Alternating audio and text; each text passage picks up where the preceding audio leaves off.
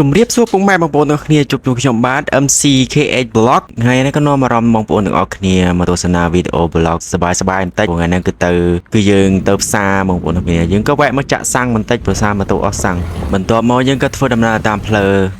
ថ្ងៃហ្នឹងដែរគឺឡានអត់សូវស្ទះប៉ុន្មានទេដោយសារថ្ងៃសៅរ៍ថ្ងៃសៅរ៍អាទិត្យដូចជាឡានអត់សូវស្ទះប៉ុន្មានទេព្រោះគេសម្រាកអញ្ចឹងណាហើយយើងមកដល់កន្លែងផ្សារគឺមានគ្រប់ចម្រុះបងប្អូនគឺមានតាំងពីត្រីបន្លែផ្លែឈើឲ្យមានមកសពទាំងហ្នឹងដំបូងយើងក៏មករើសខ្ទឹមសិនព្រោះថ្ងៃហ្នឹងយើងមានកម្រងធ្វើបបរគ្រឿងអញ្ចឹងយើងមកទិញខ្ទឹមសិនខ្ទឹមគឺមានស្រាច់គឺគេនេះស្រាច់បណ្ដោយអញ្ចឹងយើងមកដើររើសសាច់មាន់បន្ថែមទៀតព្រោះតែសាច់មាន់ក៏នេះដែរចឹងហើយចាំទិញតាមក្រោយទៅទៀតយើងដើរថតប្លុកសិនតែគឺកន្លែងទៅហ្នឹងគឺមានលក់ច្រើនមែនតើដោយសារខ្ញុំអត់ដឹងថាទិញអីត្រូវទិញអីមុនអញ្ចឹងខ្ញុំដើរមើលសិនខ្ញុំដើរថត vlog សិនតែថាថតហ្នឹងគឺអត់ហ៊ានថតជាប់មុខគេទេដោយសារប្រទេសគេមានច្បាប់អញ្ចឹងគេអត់អាចថតជាប់មុខគេទេយើងអាចតែថតបានបែបចុះក្រោមតិចឲ្យឃើញអញ្ចឹងហើយមកដល់កន្លែងទៅយើងទិញសាច់មាន់គឺអាប៉ែឥណ្ឌាហ្នឹងលក់សាច់មាន់1គីឡូ190បាតគឺថ្លៃនឹងថ្លៃមិនតែបងប្អូនមាន់មួយអញ្ចឹងមាន់ស្រែបងប្អូនមាន់ស្វិតអញ្ចឹងកន្លែងនេះគឺធ្វើមុខឆ្ងល់បន្តិចព្រោះទៅនឹងក្តៅហើយហត់តិចទៀតហើយមើលទៅមុខទៅមិនបាច់ទេបងប្អូនក្តៅពេកប្រហែលជាម៉ោង4ដែលខ្ញុំចេញមកតឡាត់កន្លែងខ្ញុំមកផ្សារហ្នឹងម៉ោង4ជាងវាក្តៅហើយយើងដើរដំណើរបន្តទៅទៀតហើយកន្លែងបន្លែគេគឺមានដាក់ប៉ាយស្រាប់គឺ10បាត45បាតតាមតែនឹងទៅតាមបន្លែគ្រប់មុខអញ្ចឹងទៅណាហើយយើងក៏ដើរបន្តទៅមើលទៀតព្រោះយើងទៅកន្លែងសាច់រួចហើយយើងមកកន្លែងទិញបន្លែម្ដងកន្លែងទិញបន្លែគេដាក់ប៉ាយហើយមនុស្សច្រើនមិនច្រើនគ្រាន់តែវាអត់សូវច្រើនដូចពេលយប់មនុស្សច្រើនខ្លាំងជាងនឹងទៅទៀត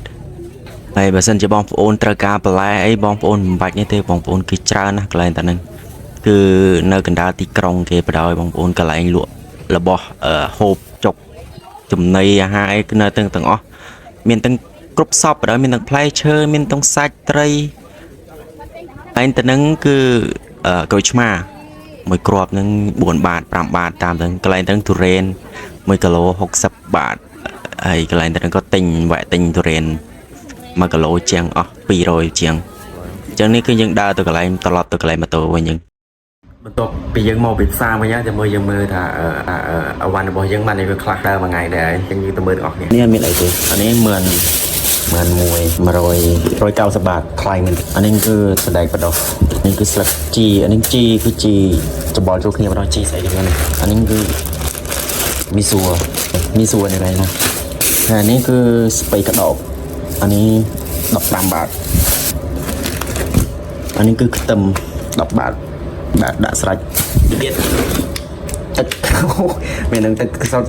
5បាតទឹកសុទ្ធអានេះម្ទេសហ្នឹងក៏10បាតដែរនេះ1000រៀលតែនៅក្នុងនេះទៀតមានក្រូចឆ្មានឹង20បាត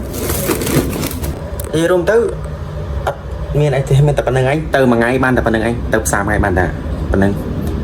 យើងយកមកធ្វើបបរគ្រឿងហើយវីដេអូបបរគ្រឿងខ្ញុំថតអាប់ដេតនៅខាងក្រោយឲ្យអានេះយើងធ្វើ blog ហ្នឹងសិនអូខេកុំភ្លេចជួយ subscribe កดសញ្ញាកណ្ដឹងដើម្បីបានវីដេអូថ្មីៗមួយទាំងអស់គ្នាអរគុណបាយបាយជួបគ្នាវីដេអូក្រោយ